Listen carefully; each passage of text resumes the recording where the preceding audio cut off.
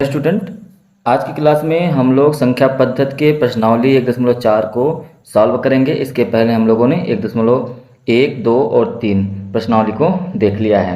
यदि आप लोगों ने इसके पहले का क्लास नहीं देखा है तो डिस्क्रिप्शन में लिंक है, आप उस पर क्लिक करके देख सकते हैं। सबसे पहला देखिए प्रश्न क्या कह रहा है। कह रहा है कि बताइए नीचे दी गई संख्याओं में से कौन कौन परिमेय है और कौन कौन अपरिमेय है। तो मैंने आपको पहले ही बता रखा है कि किसको परिमेय कहते हैं और किसको अपरिमेय कहते हैं। चलिए, सबसे पहले प्रश्न है 2 माइनस अंडर रूट 5। इसको समझते हैं। 2 माइनस अंडर रूट 5 है, तो ये देखिए 2 क्या है, परिमेय है। जितने भी पूर्णांक होते हैं वे सभी परिमेय होते हैं, तो 2 पूर्णांक है, ये परिमेय है। और ये अंडर रूट 5 क्या है, ये अपरिमेय है। ये क्या है, अपरिमेय है। तो यहाँ पर आप देखेंगे तो ये क्या आ जाएगा, अपरिमेय। तो यहाँ पे जब आप कभी भी एक बात याद रखिएगा कि जब भी आप परिमेय में से अपरिमेय को आप जोड़ें या घटाएं तो क्या आएगा, तो अपरिमेय ही आएगा। क्या आएगा, अपरिमेय। और या तो परिमेय आ गया, परिमेय में आप जोड़िए या घटाइए परिमेय को, तो क्या आएगा, कौन सी संख्या आएगी, तो परिमेय आएगी। इस बात को आप हमेशा याद रखिए। जब ऐसा आपको पता चल जाएगा तो यहाँ पे देखिए परिमेय है 2, माइनस लगा हुआ है, फिर अंडर रूट 5 मतलब अपरिमेय। परिमेय में से अपरिमेय को माइनस करेंगे तो परिमेय में से अपरिमेय को माइनस करेंगे तो क्या आएगा, अपरिमेय आएगा। मतलब ये जो 2 माइनस अंडर रूट 5 है ये अपरिमेय है।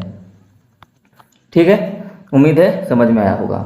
आगे बढ़ते हैं। नेक्स्ट कह रहा है दूसरा, देखिए दूसरा प्रश्न कह रहा है कि 3 प्लस अंडर रूट में 23 माइनस अंडर रूट 23। इस ब्रैकेट में देखिए 3 जो है वो क्या है, वो परिमेय संख्या है। ये क्या है, परिमेय संख्या है। और ये अंडर रूट 23 क्या है, अपरिमेय है। क्या है, अपरिमेय है। इसके अकॉर्डिंग ये भी अंडर रूट 23 क्या है, अपरिमेय। अब आप ध्यान से देखिए 3 प्लस अंडर रूट 23, यहाँ पे देखिए परिमेय प्लस अपरिमेय यदि आप करेंगे तो क्या आएगा, तो आप कहेंगे ये हो जाएगा अपरिमेय। क्या हो जाएगा, अपरिमेय। इसके बाद माइनस अंडर रूट 23 है, तो ये क्या है, तो आप कहेंगे ये भी अपरिमेय है। ठीक है, तो इतना समझ में आ गया होगा। अब यहाँ पे देखिए जैसे ही ब्रैकेट आप हटाएंगे तो ये माइनस 23 अंडर रूट 23 से प्लस अंडर रूट 23 कट जाएगा और बचेगा क्या, सिर्फ और सिर्फ 3 बचेगा। और 3 क्या होता है, तो आप कहेंगे 3 जो है वो परिमेय होता है। इसके अकॉर्डिंग ये यहाँ पे सही हो जाएगा। तो आप ये कह सकते हैं कि इसका जो आंसर होगा वो होगा परिमेय। क्या होगा, ये परिमेय संख्या है। आगे है तीसरा 2 अंडर रूट 7 बटे में 7 अंडर रूट 7। तो यहाँ पे देखिए अंडर रूट 7 से अंडर रूट 7 कट जाएगा, बचेगा क्या, 2/7। जब ये p बटा q के फॉर्म में है तो ये क्या हो जाएगा, ये हो जाएगा परिमेय संख्या। आगे है 1/√2। तो 1/√2 यहाँ पर अब आपको ध्यान देना है। एक जो है यहाँ पे देखिए p बटा q के फॉर्म में है, लेकिन एक जो है वो क्या है, परिमेय। एक जो है ये क्या है, परिमेय है। अंडर रूट 2 क्या है, तो ये क्या है, अपरिमेय है। अपरिमेय। ठीक, ये बात समझ में आई होगी। तो अब क्या करेंगे, अब यहाँ पर आपको बात याद रखना, जब भी हम परिमेय में अपरिमेय का भाग दें, परिमेय बटे अपरिमेय, इसका आंसर हमेशा अपरिमेय ही आएगा। क्या आएगा, अपरिमेय आएगा। तो ऐसा है तो ये क्या हो जाएगा, तो आप कहेंगे कि ये जो है ये अपरिमेय हो जाएगा, अपरिमेय हो जाएगा। ठीक है, चलिए आगे देखते हैं। तो क्या है, 2 पाई है। तो पाई जो होता है वो अपरिमेय होता है, इसलिए आप चाहे 2 पाई करिए चाहे 3 पाई करिए, यदि पाई अपरिमेय है तो उसके साथ कुछ भी गुणा करें वो अपरिमेय ही आएगा। मतलब अपरिमेय संख्या में आप कुछ भी गुणा करेंगे तो वो अपरिमेय ही आएगा। ठीक है, चलिए इसको आप अच्छे से नोट कर लेंगे। जो चीज़ें ना समझ में आए वो कमेंट बॉक्स में आप कमेंट करके पूछ सकते हैं। किसी भी सवाल को डाउट रहे तो वो ज़रूर पूछ सकते हैं। चलिए आगे देखते हैं, नेक्स्ट सवाल को सॉल्व करते हैं। देखिए दूसरा प्रश्न क्या कह रहा है कि निम्नलिखित व्यंजकों में से प्रत्येक व्यंजक को सरल कीजिए। सरल करना है, मल्टीप्लाई करना है, मतलब एक दूसरे का गुणा करना है।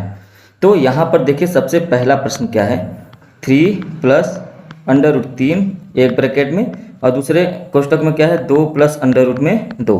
तो यहाँ पे देखिए सबसे पहले आप समझिए कि गुणा कैसे करते हैं। जब आप सबसे पहले इस 3 को उठाएंगे तो इस दूसरे वाले ब्रैकेट के दोनों में गुणा करना है। पहले इसका गुणा करेंगे और फिर उसके बाद इसी का गुणा इसमें करेंगे।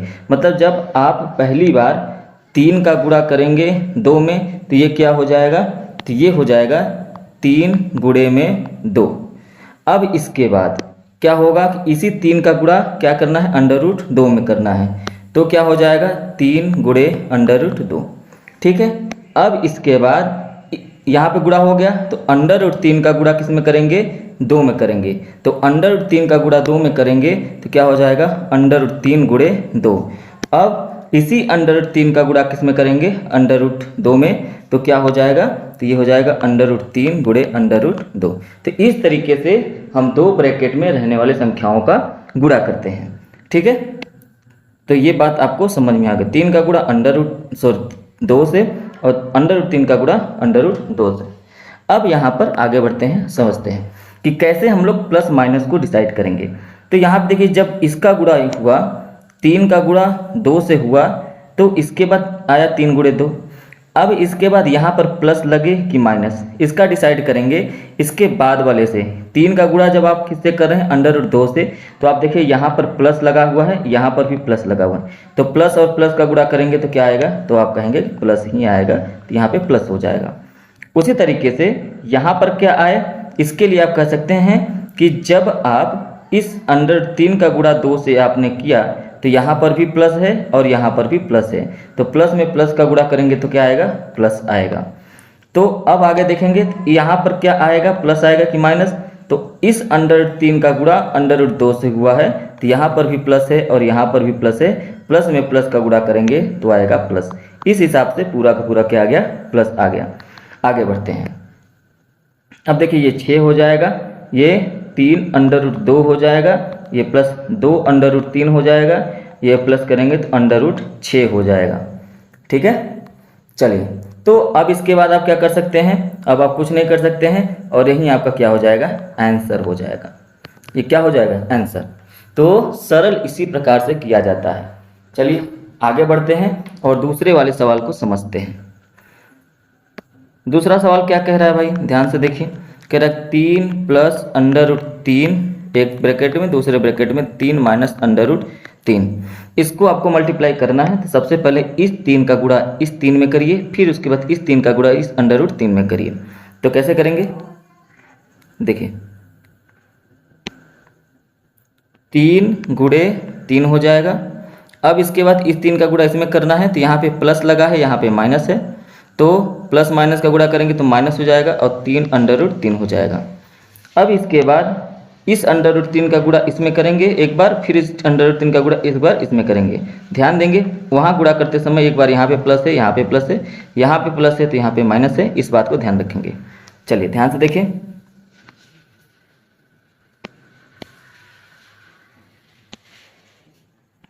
अंडर रूट 3 का गुणा 3 में करेंगे तो प्लस 3 अंडर रूट 3 आ जाएगा और माइनस का प्लस में गुणा करेंगे माइनस आएगा। अंडर रूट 3 का गुणा अंडर रूट 3 में करेंगे तो ये 3 आ जाएगा।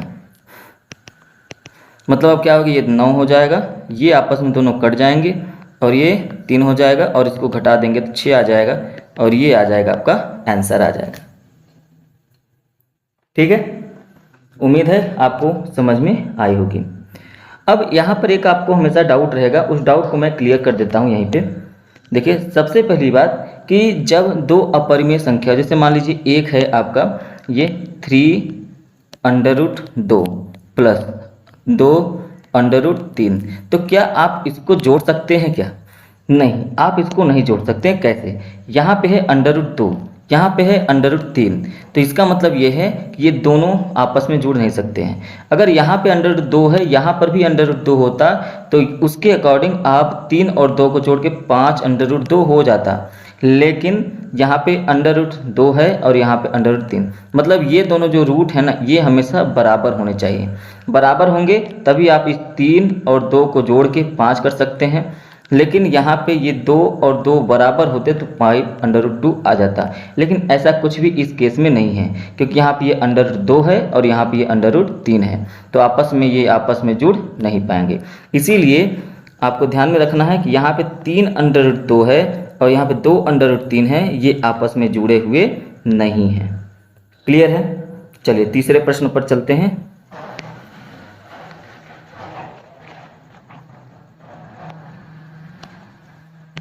तीसरा प्रश्न देखिए क्या कह रहा है।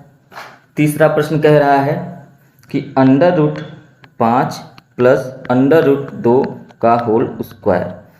आप जब भी a प्लस बी का होल स्क्वायर या तो फार्मूला लगाइए, इसका मतलब ये होता है एक ब्रैकेट में a प्लस बी, दूसरे ब्रैकेट में a प्लस बी। तो यहाँ पर ये क्या हो जाएगा, पहले ब्रैकेट में 5 √5 दूसरे और उसके बाद √2 और दूसरे ब्रैकेट में भी √5 प्लस √2 हो जाएगा। अब मल्टीप्लाई करना शुरू करिए। √5 का गुणा √5 में, फिर √5 का गुणा √2 में, √2 का गुणा √5 में, √2 का गुणा √2 में करेंगे। क्लियर है? यहाँ से एक बात आपको और सीखनी है, ये कि जब भी √a का गुणा √a में होगा तो ये इसका आंसर a आएगा। मतलब जब 2 अंडर का गुणा आप करेंगे तो इसका आंसर a आएगा। इसका मतलब ये कि अगर √3 का गुणा √3 में कर रहे हैं तो इसका आंसर 3 आएगा। √2 का गुणा √2 में कर रहे हैं तो 2 आएगा। √5 का गुणा √5 में कर रहे हैं तो कितना आएगा, 5 आएगा। ठीक है, उम्मीद है ये बात आपको समझ में आई होगी। आगे बढ़ते हैं। तो अब यहाँ पे मल्टीप्लाई करना है, तो पहले √5 का गुणा √5 में करेंगे तो आपको उम्मीद है समझ में आया होगा कि सीधे 5 आ जाएगा। मतलब आप यहाँ से कर सकते हैं √5 गुणे √5, फिर प्लस हो जाएगा √5 गुणे √2, फिर प्लस हो जाएगा √2 का गुणा √5 में करना है, फिर प्लस हो जाएगा, फिर इस √2 का गुणा √2 में करना है, √2 गुणे √2 रूट में। अब इसके बाद √5 में √5 का करेंगे तो इसके अकॉर्डिंग क्या हो जाएगा, 5 प्लस यहाँ पे 5 दूनी 10 हो जाएगा √ में, प्लस यहाँ पे भी √ में 10 हो जाएगा, प्लस √ हट जाएगा तो 2 हो जाएगा। अब इसके अकॉर्डिंग क्या हो जाएगा, 5 और 2 जुड़ जाएगा 7। यहाँ पे है 1 √10, यहाँ पे है 1 √10, तो 1 √10 1 √10 जुड़ेंगे तो 2 √10 हो जाएगा। ठीक है, और ये हो जाएगा आपका आंसर। ठीक है, चलिए आगे बढ़ते हैं।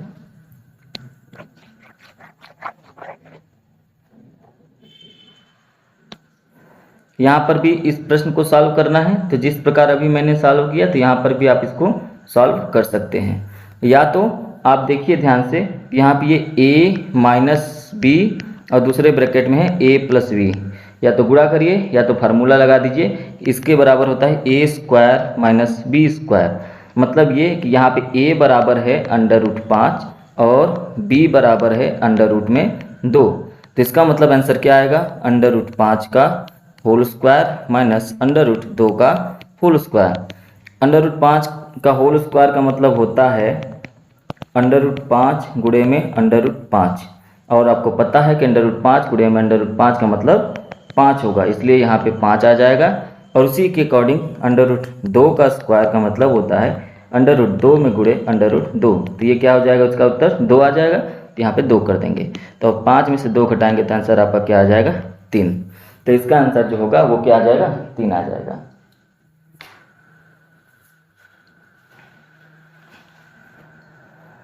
आगे बढ़ते हैं।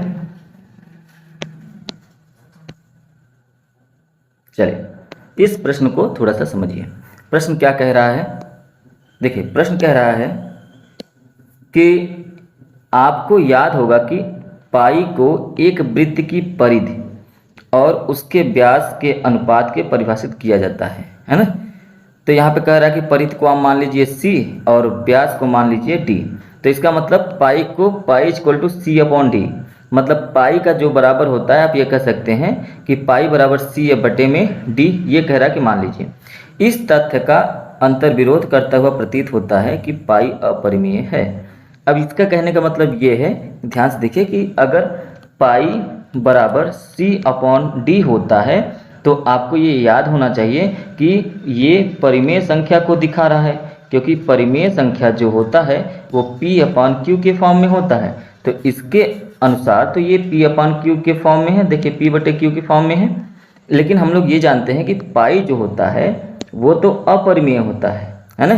पाई जो होता है कि पाई अपरिमेय होता है, लेकिन यहाँ पर तो हम लोग ये सिद्ध कर दे रहे हैं कि ये पाई जो परिमेय दिखा रहा है, तो इसका जो अंतर विरोध है यही कारण आपको बताना है। तो चलिए इसको समझने की कोशिश करते हैं। चलिए सबसे पहले आप ये जानिए कि पाई बराबर है C/D। C का मतलब होता है परिधि, और ये जो D है, ये D का मतलब होता है व्यास। क्या है? व्यास। अब पाई बराबर अपरिमेय बटे में परिमेय कर सकते हैं। ऐसा क्यों कर सकते हैं ये समझते हैं। जैसे मान लीजिए ये आपका वृत्त हो गया, तो यहाँ पर ये जो है व्यास ये परिमेय होता है। क्या होता है? परिमेय। और इसे मैंने कहा कि ये है अपरिमेय। ऐसा कारण इसका क्या है कि आप इसे माप सकते हैं, व्यास को क्या कर सकते हैं? माप सकते हैं, लेकिन परिधि को आप बिल्कुल भी माप नहीं सकते हैं, इसलिए इसे अपरिमेय माना जाता है।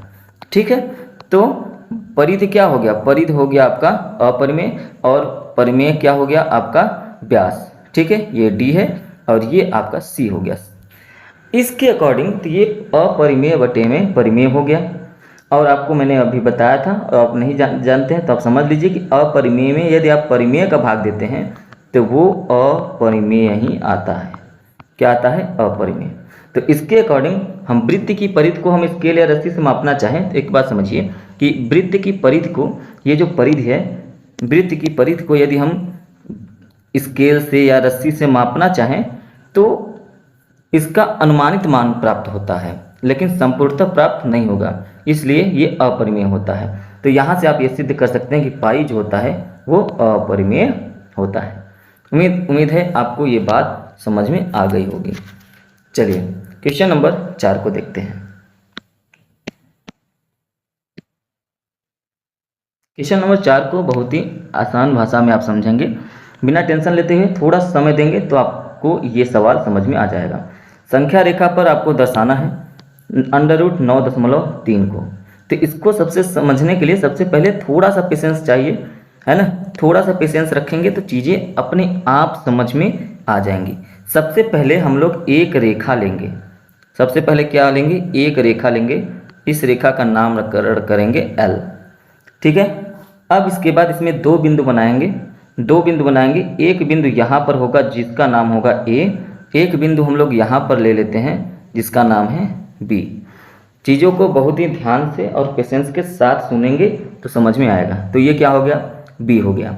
ठीक है, और ये जो A और B की जो दूरी है, ये दूरी हम मानते हैं कितना लिए हैं?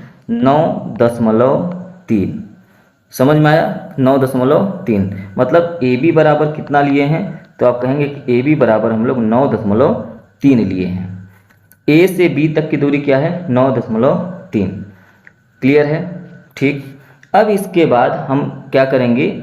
इस बिंदु पर एक और बिंदु लेंगे, इस लाइन पे एक और बिंदु लेंगे, है ना, वो है C। लेकिन ये B और C की जो दूरी होगी ना, वो कितना होना चाहिए? वो होना चाहिए 1 इकाई। कितना होना चाहिए? 1। ये है 9.3 इकाई और ये क्या है? 1 इकाई। तो इस तरीके से आप याद रखेंगे, जब भी हम लोग ऐसा पॉइंट लेंगे तो ये 1 इकाई ही लेना है इसको। ठीक है, इसकी जो दूरी होगी इसको हमेशा 1 इकाई ही लेना है। क्लियर है? अब हम लोग क्या करेंगे? देखिए, यहाँ से एक लंब समद्विभाजक काटेंगे। इस बिंदु से लेंगे, यहाँ से, कहाँ से? अब देखिए एक चीज़ और देखिए, A से लेकर C तक की दूरी कितनी हो गई? तो 9.3 ये प्लस 1 ये कितना हो गया? 10.3 हो गया। अब इस 10.3 का लंब समद्विभाजक करेंगे तो अब आप ध्यान से देखेंगे तो ये जो है यहाँ पर लगभग कटेगा। इस तरीके से आप कटेंगे, इस तरीके से, और यहाँ से चाप लेंगे तो यहाँ पर कटेगा, और यहाँ पर एक लाइन बनेगी तो ये लंब समद्विभाजक बनाएंगे तो यहाँ पर भी एक बिंदु मिलेगा और ये जो बिंदु मिलेगा इसको हम नाम देंगे डी। क्या नाम देंगे इसको? डी। ठीक है, अब हमने इसको नाम दे दिया डी दे दिया। अब हम लोग अगला काम क्या करेंगे? डी को केंद्र मानेंगे। ये जो डी है इसको केंद्र मानेंगे और इसको केंद्र मानने के बाद ए डी को त्रिज्या मान लेंगे। ए डी को त्रिज्या मान लेते हैं। अब एक बात समझिए, यहाँ से यहाँ तक की जो दूरी है वो कितना है? 10.3 है। कितना है? 10.3 है। ए से डी को हम लोग मानेंगे त्रिज्या और यहाँ से जब त्रिज्या मानेंगे तो यहाँ से क्या होगा? एक वृत्त बनेगा। इस हिसाब से एक अर्धवृत्त बनेगा। वृत्त तो ऐसे बनेगा, लेकिन यहाँ पर एक अर्धवृत्त बनेगा जो केंद्र होगा डी। ठीक है, जहाँ पर ए डी और डी सी दोनों क्या हैं? आपस में बराबर हैं। देखिए, ए से डी के बीच को त्रिज्या माने हैं और इसको त्रिज्या मानकर एक अर्धवृत्त जो है वो हम लोग बना लेंगे। यहाँ पर मैंने एक अर्धवृत्त बना लिया। अब अर्धवृत्त बनाने के बाद आप ये देखिए कि ए डी की जो दूरी आई है वो क्या हो जाएगी? तो ए डी बराबर क्या हो जाएगा? तो 10.3। क्यों? क्योंकि ए और सी की टोटल लंबाई कितनी है?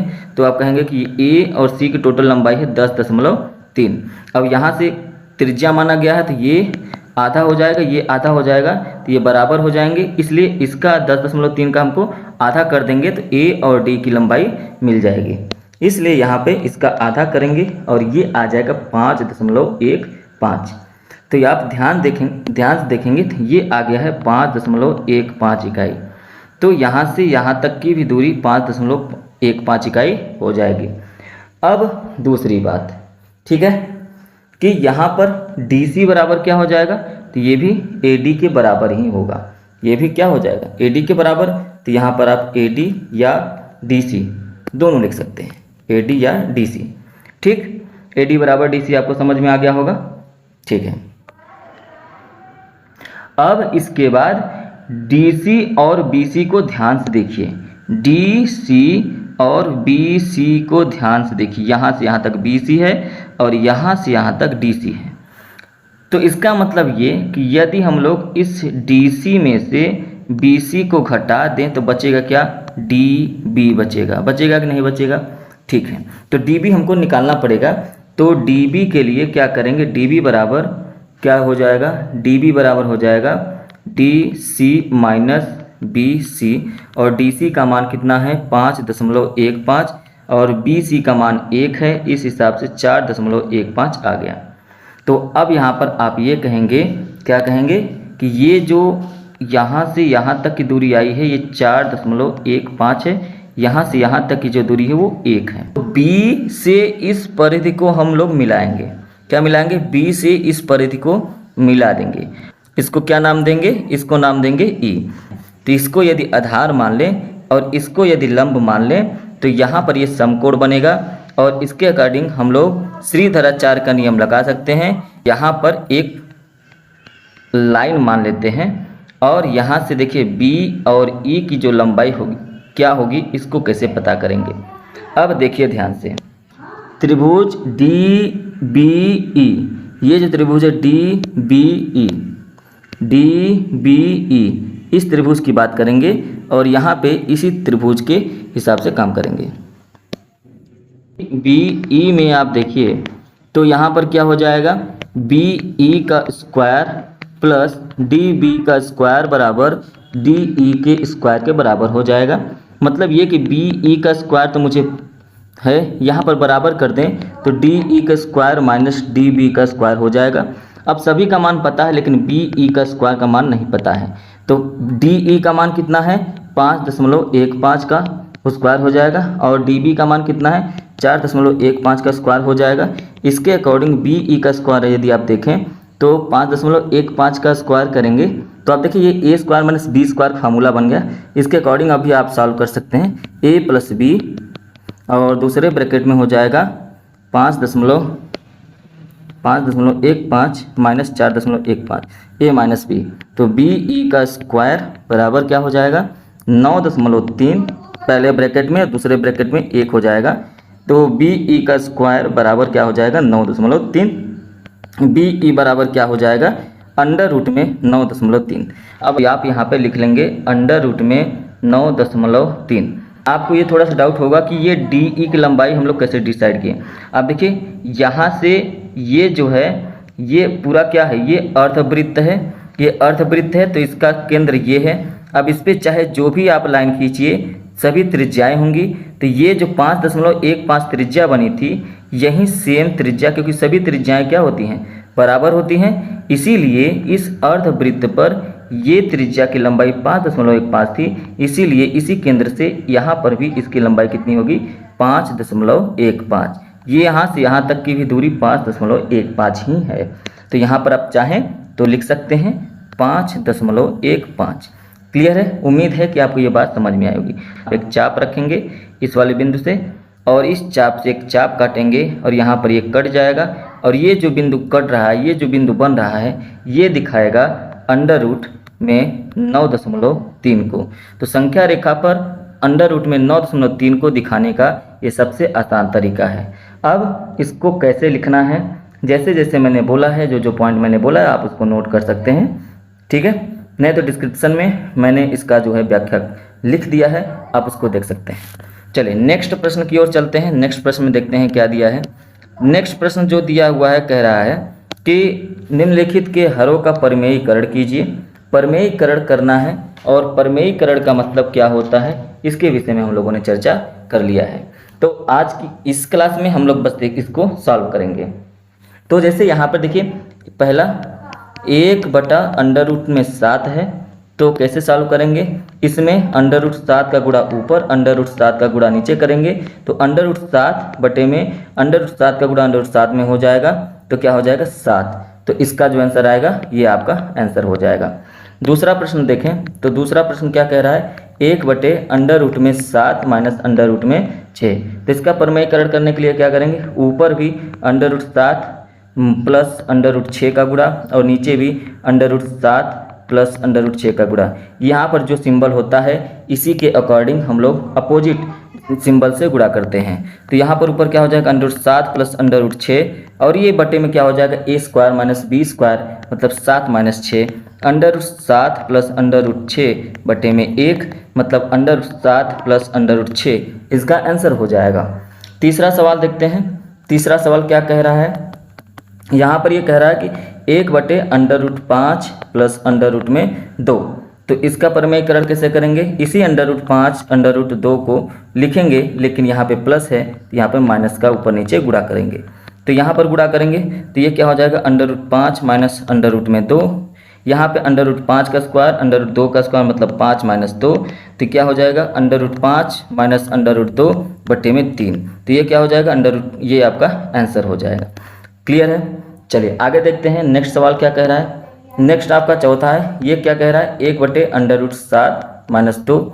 तो यहाँ पे परिमेयीकरण करना है, तो √7 माइनस है तो प्लस लगा देंगे 2 ब्रैकेट में नीचे आपको √7 प्लस 2 बराबर √7 प्लस 2 बटे में a² माइनस b² लगाएंगे तो 7 माइनस 4 हो जाएगा, √7 प्लस 2 बटे में 3, यही आपका क्या हो जाएगा। तो ये रहा आपका 1.4। उम्मीद है आपको समझ में आई होगी। इसके बाद हम लोग अब प्रश्नावली 1.5 को देखेंगे। जो चीज़ें डाउट रह जाए वो आप पूछ लिया करिए। यदि आपको कहीं बेसिक में प्रॉब्लम हो रही है तो उसका क्लास बताइएगा, मैं अलग से बना दूंगा, लेकिन बेसिक में प्रॉब्लम नहीं होनी चाहिए।